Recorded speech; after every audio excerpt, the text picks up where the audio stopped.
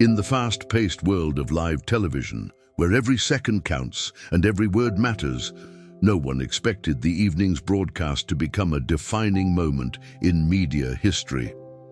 Welcome back, amazing people. Comment where you're watching from. Today, as we dive into an extraordinary story that unfolded live on national television. The Fox News studio buzzed with its usual pre-broadcast energy.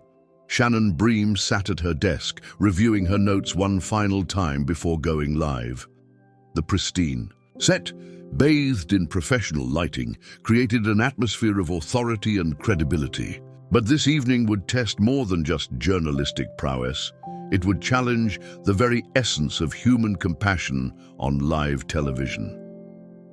Among the evening's guests was Celeste Quinn, a mother of three who had traveled from her modest home in suburban Virginia to share her story.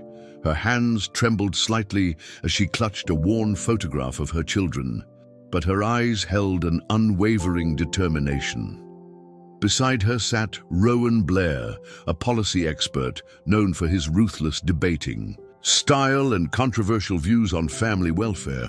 The tension began building even before the cameras started rolling. Rowan's dismissive glances toward Celeste didn't go unnoticed by the production team. Ivy Sinclair, the young production assistant, watched nervously from behind the cameras as the countdown to live broadcast began. 3, 2, 1. The red light blinked on, and Shannon's professional smile illuminated the screen. Good evening, I'm Shannon Bream, and you're watching Fox News at Night. Tonight, we're discussing the controversial new education policy affecting millions of American families. The discussion started cordially enough, with Rowan presenting statistics and policy points in his characteristic, authoritative manner.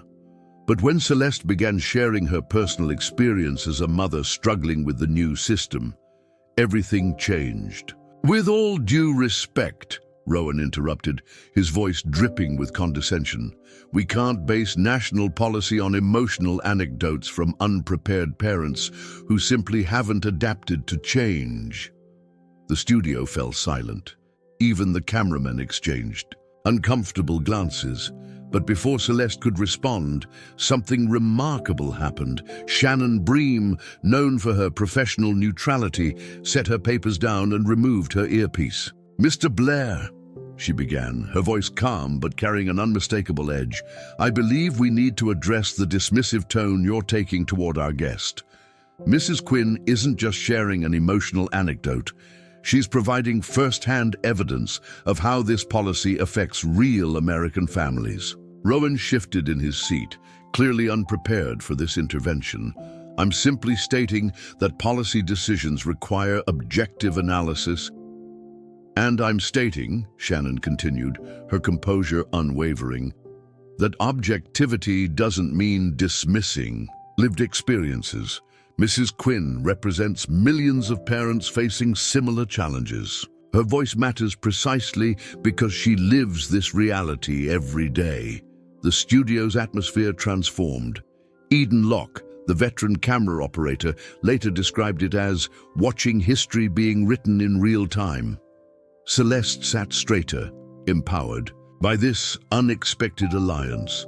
As Rowan attempted to regain control of the narrative, Shannon demonstrated why she had become one of the most respected figures in broadcast journalism. She systematically addressed each of his points while ensuring Celeste's voice remained central to the discussion. Perhaps, Mr. Blair, Shannon suggested with diplomatic firmness, instead of dismissing Mrs. Quinn's experience, we could explore how policymakers might better incorporate feedback from the families their decisions affect. The impact was immediate and far-reaching. Social media exploded with support for both Shannon and Celeste. Viewers from across the political spectrum praised the host's intervention and protection of civil discourse. In the following days, the clip went viral, but not just for its dramatic confrontation. It became a testament to the power of standing up for others, even when, especially when, it challenges professional conventions. As the broadcast ended that evening, Celeste approached Shannon with tears in her eyes. "Thank you," she whispered, "for making me feel heard." Shannon's response would later be quoted countless times. The truth isn't just found in statistics and policy papers. It's written in the lives of people who trust us to tell their stories. The incident sparked a broader conversation about respect, dignity, and the role of media in protecting vulnerable voices. It reminded everyone that sometimes the most powerful moments in journalism aren't just about reporting the news, they're about standing up for what's right. Have you ever witnessed someone standing up for others when it mattered most? Share your stories in the comments below. Remember, it only takes one voice to change the conversation, one moment of courage to make a difference. And if this story touched your heart, make sure to give it a thumbs up and share it with someone who needs to hear it today. Because in a world where it's easy to stay silent, choosing to speak up for others is perhaps the most powerful statement we can make. The morning after the broadcast, the Fox News newsroom hummed with an energy different from its usual buzz. The incident had sparked something larger than anyone anticipated. Lyra Stone, the network's digital content director, watched as the clip's views skyrocketed into the millions. "This isn't just going viral," she announced to her team. "It's becoming a movement." Shannon arrived at work that morning to find her inbox flooded with messages. Among them was an email from Dahlia Rhodes, a prominent education advocate who had been fighting for family rights in the system for years. "What you did last night," Dahlia wrote, "gave voice to countless mothers who've been silenced." But not everyone celebrated Shannon's intervention. Thorne Archer, a senior network executive, called an emergency meeting, the mahogany-paneled conference room filled with tension as he addressed the gathered staff.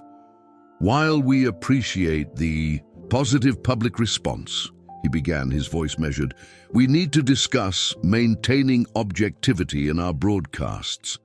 Shannon sat quietly, her posture relaxed but resolute. Beside her, Nova Wren, her longtime producer, gripped her tablet tightly. The room waited for Shannon's response. "Objectivity doesn't mean neutrality in the face of disrespect," Shannon replied, her voice carrying the same quiet authority it had during the broadcast. "We have a responsibility to our viewers that goes beyond simply moderating discussions." The meeting room stirred. Juniper Cross, a junior producer who had been taking notes, looked up with admiration. She wasn't alone in her support. Throughout the building, staff members had been sharing their own stories of times they wished they'd spoken up. Meanwhile, across town, Celeste Quinn's phone hadn't stopped ringing. Ophelia Blair, a local community organizer, had reached out to connect her with other mothers facing similar challenges. What began as one mother's testimony was transforming into a grassroots movement. Rowan Blair, however, wasn't taking the backlash quietly. He appeared on several competing networks, attempting to reshape the narrative. What happened on Fox News was a clear example of media bias, he claimed during one interview. Professional discourse requires emotional distance, but his efforts only fueled the growing conversation. Delilah Wynne, a social media analyst, tracked the public response. "It's fascinating," she observed, "how this single moment has resonated. Across demographic lines, people aren't just supporting Shannon's actions, they're sharing their own experiences of being dismissed by authority figures." Back at Fox News, Shannon prepared for her next broadcast. Serafina Vale, her makeup artist, of 5 years, noticed something different about her. "You've started something important," Serafina said as she applied the final touches. "People are watching more closely now, and not just for the news." The story took an unexpected turn when Iris Lennox, an educational policy researcher, released a comprehensive study that supported Celeste's claims. The data showed that families across the country face similar challenges to those Celeste had described. Shannon's defense of a mother's perspective had inadvertently unveiled a systemic issue. Maisie Knox, a veteran education reporter, began digging deeper. She discovered a pattern of dismissed parent testimonies during policy formations. "What happened on Shannon's show," she wrote in her column, "exposed a broader problem in how we validate different forms of expertise." The incident sparked changes within Fox News itself. Zara Monroe, the network's director of standards and practices, drafted new guidelines for handling confrontational interviews. "Respect and dignity," the document stated, "are not compromises to journalistic integrity. They are essential to it." Thea Whitman, a media ethics professor at Columbia University, used the broadcast as a case study in her journalism classes. "What makes this moment significant," she explained to her students, "is how it challenges our understanding of objectivity in journalism." Shannon Bream demonstrated that standing up for basic human dignity isn't a breach of journalistic ethics, it's an affirmation of them. As the week progressed, more stories emerged. Elara Frost, a teacher from Minnesota, shared how the same policies affected her classroom. Naomi West, a single mother from Florida, spoke about similar experiences. What started as one confrontation on live television had become a national conversation about respect, authority, and the voices we choose to hear. Shannon maintained her characteristic grace throughout the growing media storm. When Romina Scott, a rival network's host, tried to bait her into criticizing her own network's policies, Shannon responded with measured wisdom. "This isn't about networks or ratings. It's about remembering that behind every policy debate are real people with real lives at stake." The story gained another dimension when Daphne Gray, a former policy advisor, came forward with internal documents showing how parent feedback had been systematically minimized in educational policy discussions. Calla Rivers, an investigative journalist, began piecing together a larger narrative of institutional dismissal of parent voices. Esme Lane, a child development expert, appeared on Shannon's show to discuss the broader implications. "What we're seeing," she explained, "is a long overdue recognition that parent experiences are a crucial form of expertise in educational policy." As the second week began, Lilith Moore, a media watchdog organization director, released an analysis of how different networks had covered the incident. The findings highlighted a sharp divide in how journalism handled conflicts between institutional authority and personal experience. Through it all, Shannon continued her nightly broadcasts with unwavering professionalism, but there was a subtle shift in how she handled interviews. Vienna York, a regular viewer, noted in a viral tweet, "She's always been fair, but now there's an extra layer of protection for voices that might otherwise be dismissed." The impact rippled beyond television. Nora Winslow, a congressional aide, reported that several representatives had begun revising their approach to constituent testimony. "They're asking different questions now," she observed. "They're listening differently." Talia Monroe, a sociology professor studying media influence, pointed out the broader significance. What Shannon Bream did wasn't just defend one mother. She demonstrated how media figures can use their platforms to ensure diverse voices are heard without compromising journalistic integrity. As the story continued to unfold, Morgan Vail examined how the incident had changed public discourse. "We're seeing a shift," she noted, "in how people engage with experts and authority figures. There's a new appreciation for the validity of lived experience." The momentum showed no signs of slowing. Avery Stone, a documentary filmmaker, began collecting stories from parents across the country who had faced similar dismissal. "Shannon's intervention," she explained, opened a door that had been locked for too long. Have you ever witnessed a moment when standing up for someone changed more than just that moment? Share your experiences in the comments below. Sometimes the smallest acts of courage create the biggest waves of change. Don't forget to like and subscribe to hear more stories about people who choose to stand up for what's right, even when it isn't easy. Remember, every voice matters, and sometimes all it takes is one person to help others be heard. 3 weeks after the broadcast that changed everything, the story took an unexpected turn. Drew Maddox, a former education policy consultant, came forward with revelations that would shake the foundation of the entire debate. What happened on Shannon's show, he stated in a press conference, wasn't just about one mother's struggle. It exposed a deliberate pattern of silencing parent voices. Peyton Hale, the lead investigative reporter at the Washington Post, began connecting the dots.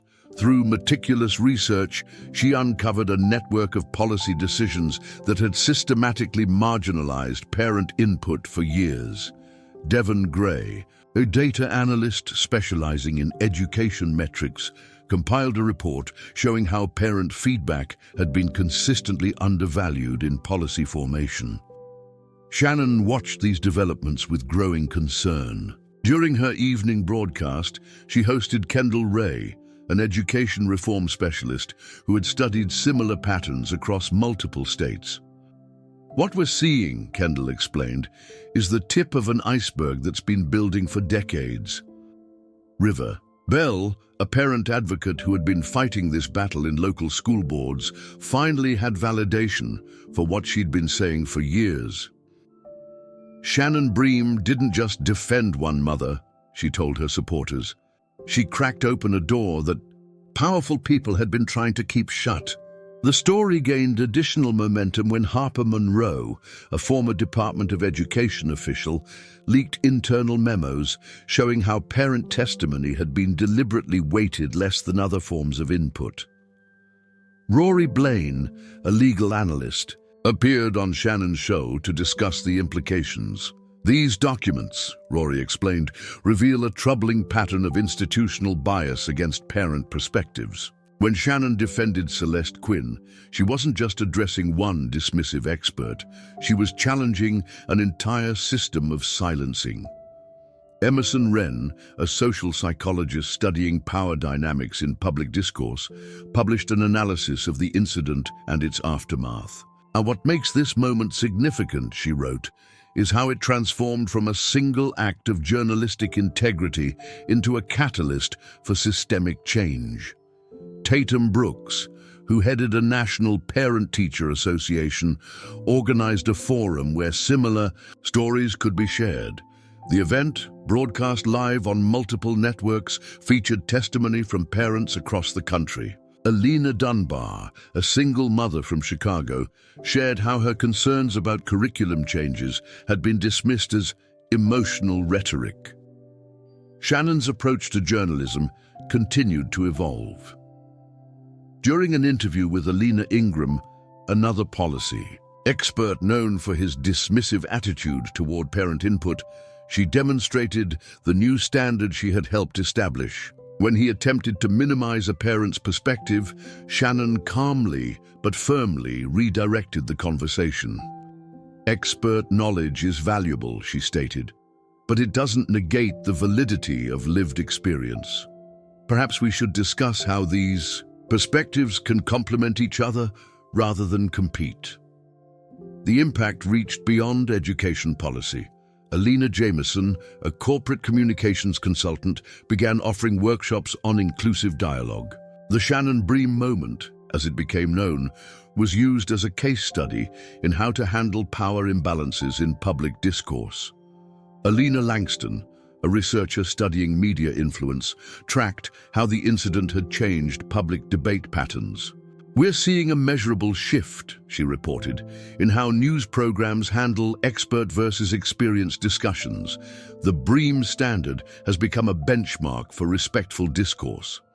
Anders Ashford, a veteran news producer, implemented new Guidelines for panel discussions. We now explicitly brief our expert guests, he explained, on the importance of respecting experiential knowledge. The day of dismissing parent perspectives as mere anecdotes is over. Anders Garrison, who ran a media monitoring organization, released a comprehensive report on how coverage of education issues had changed since Shannon's intervention. There's a clear before and after pattern, he noted. Programs are making a conscious effort to include and respect parent voices. The academic world took notice as well. Anders Jennings, a professor of journalism ethics, developed a curriculum module around the incident. What Shannon Bream did, he told his students, was demonstrate how journalistic objectivity can coexist with moral courage. Anders North, a social media researcher, analyzed the online conversations surrounding the event. The public response, he observed, shows an overwhelming hunger for this kind of principled journalism. People are tired of false equivalencies that give equal weight to expertise and dismissiveness. Bo Barlow, a network executive from a competing channel, admitted in a private meeting that they were revising their own guidelines.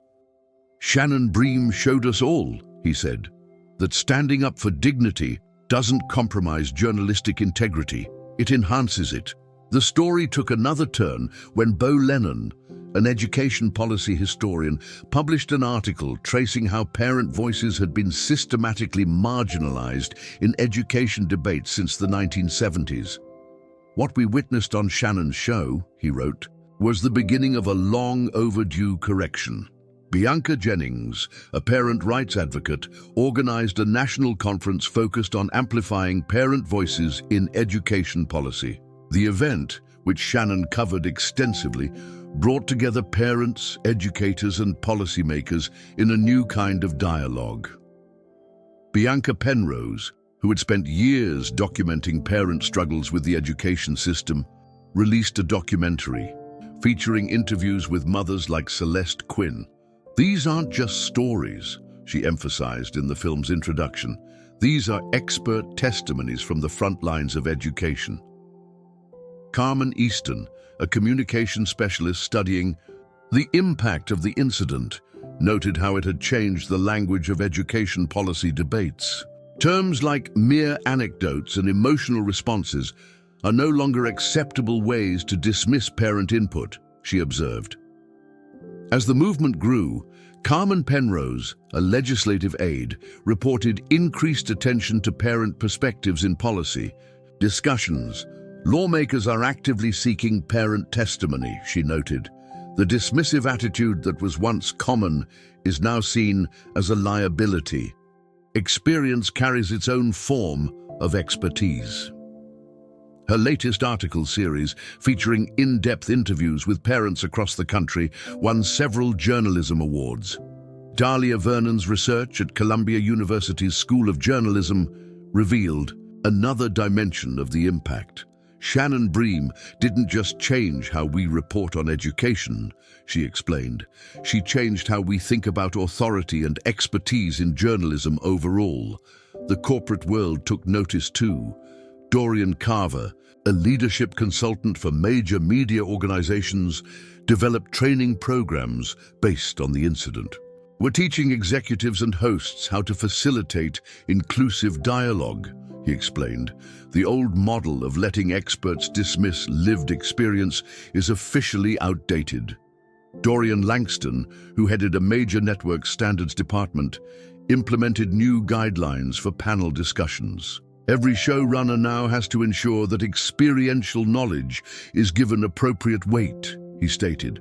We're not just checking boxes, we're changing how we understand expertise. The movement gained unexpected allies. Dorian Quimby, a conservative, political commentator known for his hard-hitting style, surprised viewers by endorsing Shannon's approach. What she did wasn't about left or right, he argued on his popular podcast. It was about basic human dignity and the right to be heard. Dorian Wexler, a media ethics professor, used the incident to develop a new framework for journalistic intervention. There's a clear line, he explained, between maintaining objectivity and allowing the perpetuation of systemic dismissal. Shannon Bream showed us where that line is. The education policy landscape continued to evolve. Elena Ashford, who served on several state education boards, mandated the inclusion of parent advisory committees in all major policy decisions. "We're not just listening to parents," she declared, "we're actively seeking their input from the start." Elena Easton's groundbreaking study on parent participation in education policy showed a marked increase in engagement since the broadcast. Parents who watched Shannon defend Celeste Quinn felt empowered to speak up, she noted. They saw that their perspectives deserved respect. The legal community took notice as well. Elena Holstead, an education law specialist, successfully argued several cases using the new precedent of parent expertise. "What Shannon Bream did on television," she told the Bar Association, "has helped reshape how we think about evidence and testimony in education policy cases." Emil Ashford, directing a documentary about the changing landscape of education policy, captured the transformation in real time. "We're witnessing a historic shift," he observed, "from a top-down model to one that genuinely values parent input." The story took another turn when Emil Iverson, a former education official, came forward with revelations about past systematic efforts to minimize parent influence. "Watching Shannon Bream that night," he admitted, "made me realize how complicit we'd all been in silencing these crucial voices." Emil Lennon's research team at Stanford discovered a correlation between increased parent input and improved education outcomes. "When we truly listen to parents," he concluded, "everybody benefits, especially the students." The impact reached international shores. Emil Overton, an education consultant working with European school systems, reported growing interest in the American Parent Voice movement. Several countries began implementing similar reforms in their education policy processes. Shannon herself continued to evolve as a journalist.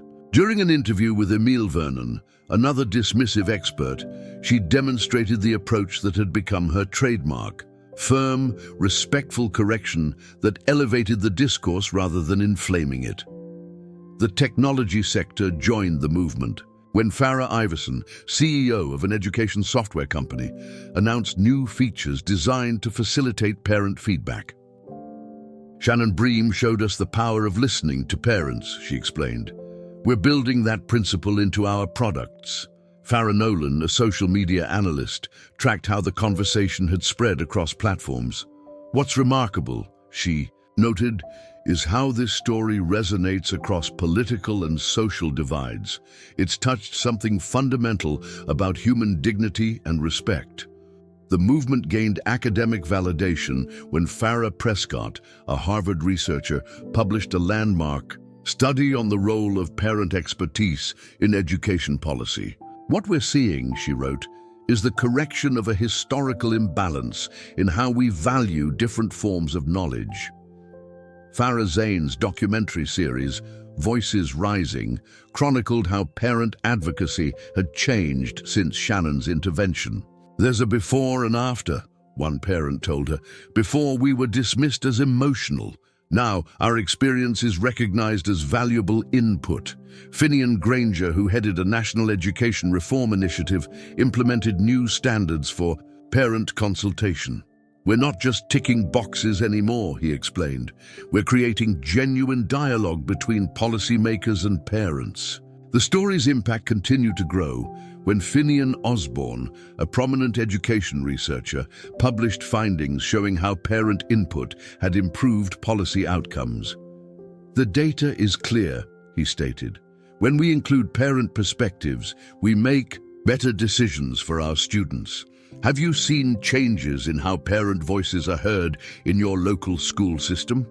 Share your experiences in the comments below. Your story could inspire others to speak up and be heard. Don't forget to like and subscribe for more stories about people who stand up for what's right and change the world in the process. Sometimes the most powerful thing we can do is ensure everyone's voice is heard. 6 months after the broadcast that changed American media, the transformation reached unprecedented levels. Finian Zeller, a media impact researcher, published a comprehensive study titled The Bream Revolution: How One Moment Reshaped Public Discourse. The findings revealed how Shannon's intervention had fundamentally altered the landscape of public debate. Gia Archer, who headed the National Parent Advocacy Coalition, organized the first National Parent Voice Summit. What Shannon Bream started, she declared in her opening speech, has become a movement that's changing how we think about expertise and authority in public discourse. The summit brought together unexpected allies. Gia Harlow, a conservative education reformer, found common ground with Gia Ingram, a progressive parent advocate. Their joint presentation, Bridging the Divide: Parent Voices Beyond Politics, demonstrated how Shannon's approach had transcended traditional political boundaries. Gia Jennings, conducting a nationwide survey of education journalists, reported a significant shift in reporting practices. Reporters are no longer simply pairing expert opinions with parent quotes, she explained. They're treating parent perspectives as a form of expertise in its own right. The legal landscape continued to evolve. Gia Underwood, a civil rights attorney, successfully argued several cases using what became known as the Bream precedent, the principle that lived experience constitutes a valid form of expertise in policy discussions. Griffin Archer's documentary series, The Voice Revolution, traced how Shannon's moment of solidarity had sparked a nationwide movement. What we're witnessing, he narrated, is not just a change in media practice, but a fundamental shift in how we validate different forms of knowledge. The corporate world took notice when Griffin Barlow, CEO of a major education technology company, announced a new parent advisory board with real decision-making power. Shannon Bream showed us that including parent voices isn't just right, it's smart business, he stated. Griffin Jameson, leading a task force on education policy reform, implemented new standards requiring parent input at every stage of the policy-making process. We're not just listening to parents, he explained, we're recognizing them as crucial partners in education reform. The academic world continued to analyze the impact. Griffin Truitt, a professor of communication studies, published research showing how the Bream effect had influenced public discourse across multiple sectors. What started in education, he noted, has spread to healthcare, urban planning, and other areas where lived experience meets policy. Hannah Archer's investigative series revealed how parent voices had been systematically marginalized in previous decades. Understanding this history, she wrote, helps us appreciate the significance of what Shannon Bream did. She didn't just defend one mother, she challenged an entire system of silencing. The international community took notice. Hannah Fairchild, representing UNESCO's Education Division, cited the Bream approach as a model for inclusive policy making. What happened in American media has become a global template for respectful dialogue, she observed. Hannah Iverson, conducting research on media ethics, found that newsrooms worldwide were studying Shannon's intervention. It's become a case study in how journalists can maintain objectivity while standing up for human dignity, she reported. The technology sector embraced the change when Hannah Underwood launched a platform specifically designed to amplify parent voices in education policy discussions. We're using technology, she explained, to ensure that what Shannon Bream did manually can happen systematically. Hannah York's analysis of social media trends revealed how the movement had grown beyond traditional media. Parents are no longer waiting to be invited to the conversation, she noted. They're creating their own spaces and demanding to be heard. The story gained new momentum when Hugo Jennings, a former education official, published a memoir detailing how parent input had been historically dismissed. Watching Shannon Bream that night, he wrote, made me confront my own role in perpetuating a system that devalued parent expertise. Hugo Merrill's research team at Stanford discovered that schools implementing the Bream model of parent inclusion showed improved outcomes across multiple metrics. When we truly value parent input, he concluded, everyone benefits, especially the students. The impact reached state legislatures when Hugo Quimby sponsored bills requiring meaningful parent consultation in education policy decisions. What Shannon Bream did on national television, he stated, we're now encoding into law. Hugo Xavier, leading a commission on educational reform, implemented new standards for parent involvement that went beyond traditional token consultation. We're not just checking boxes anymore, he explained.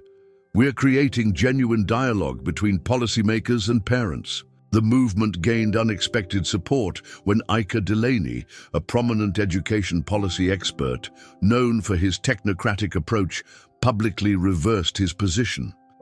Shannon Bream helped me realize, he admitted, that my dismissal of parent perspectives wasn't just wrong, it was counterproductive.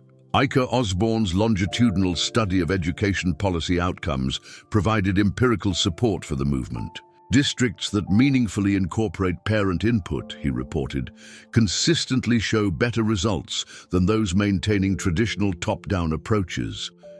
Have you noticed changes in how parents' voices are heard in your community's education system? Share your experiences in the comments below. Your story could be part of this ongoing transformation. Remember to subscribe for more stories about people who dare to stand up and change the system. Sometimes all it takes is one person standing firm in their principles to start a revolution of respect and understanding. 1 year after Shannon Bream's transformative broadcast, the impact of that singular moment had evolved into a lasting legacy. Ika Rowley, presenting at the annual Media Ethics Conference, summarized the year's changes. What began as one journalist defending one mother has fundamentally reshaped how we think about voice, authority, and respect in public discourse. Ileana Carver, leading a comprehensive study of media transformation, documented how newsrooms across the country had adopted what became known as the Bream principles. These guidelines emphasize the importance of protecting dignity in public dialogue and recognizing the validity of lived experience. The education landscape had changed dramatically.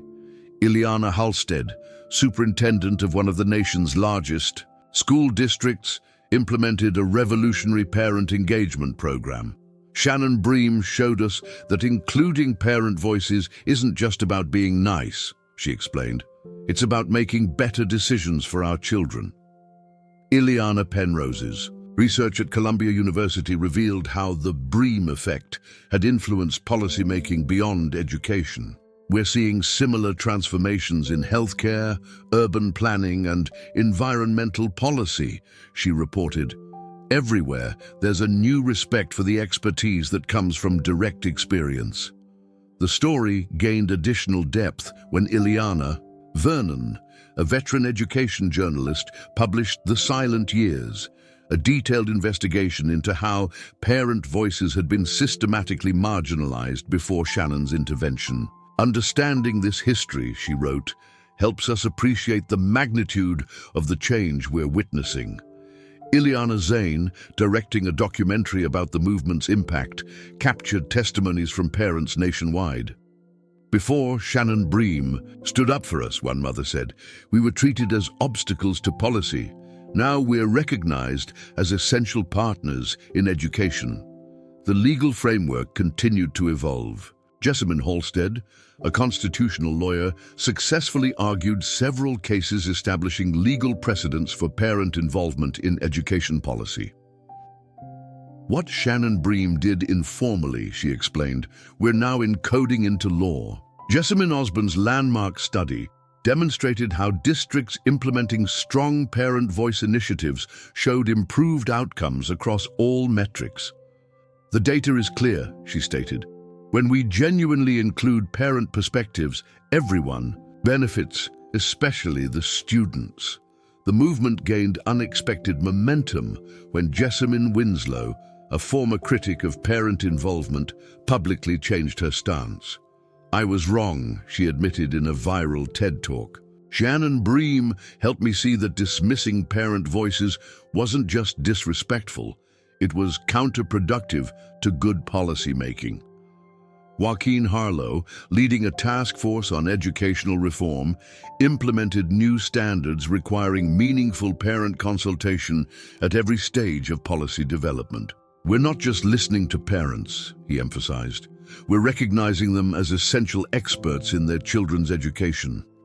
The technology sector embraced the change when Joaquin Nolan launched an innovative platform designed to facilitate parent input in education policy. We're using technology, he explained, to ensure that what Shannon Bream did manually can happen systematically and at scale.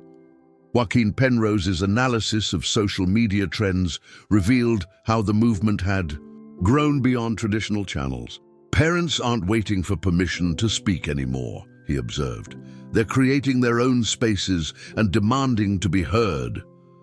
The corporate world took notice when Joaquin Winslow, CEO of a major education publishing company, announced a new parent advisory board with real decision-making power.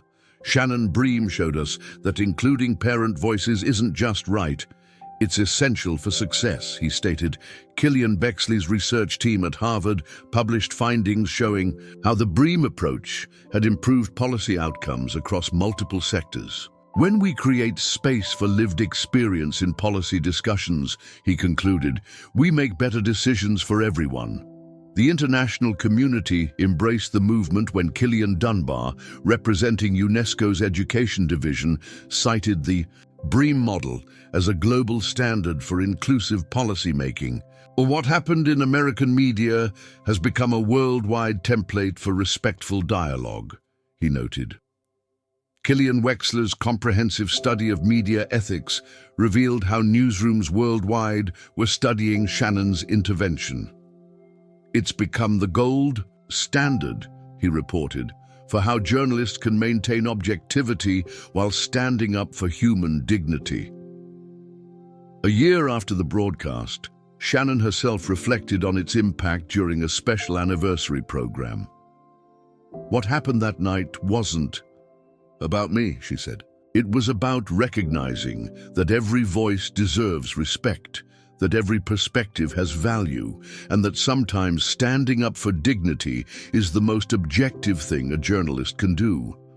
Killian Yardley's documentary series, The Voice Revolution, captured how the movement had transformed American education.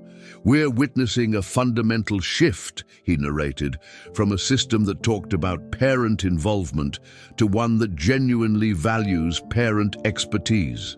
The story came full circle when Kira North, the original producer who had supported Shannon's decision to intervene, published her memoir. Sometimes the most powerful moments in journalism, she wrote, are the ones where we choose to be human. First, as the movement continued to grow, Kira Wexler, a media ethics professor, developed a new framework for journalistic intervention based on Shannon's example. What she showed us, he explained, is that standing up for dignity doesn't compromise objectivity, it enhances it. Looking back on that transformative year, Lana Bexley, a veteran education reporter, summed up the change. Shannon Bream didn't just defend one mother's right to be heard. She reminded us all that true expertise comes in many forms and that respect for human dignity should be at the heart of every public discourse. The legacy of that moment continues to shape how we think about voice, authority, and respect in public dialogue. As Shannon's example shows, sometimes all it takes is one person willing to stand up for what's right to create lasting change. Have you been part of this transformation? Share your stories in the comments below. How has the Bream effect changed how parent voices are heard in your community? Remember to like and subscribe for more stories about people who dare to stand up and make a difference. Because in the end, every voice matters and every act of courage counts. And most importantly, remember Shannon Bream's words from that historic night. The truth isn't just found in statistics and policy papers. It's written in the lives of people who trust us to tell their stories.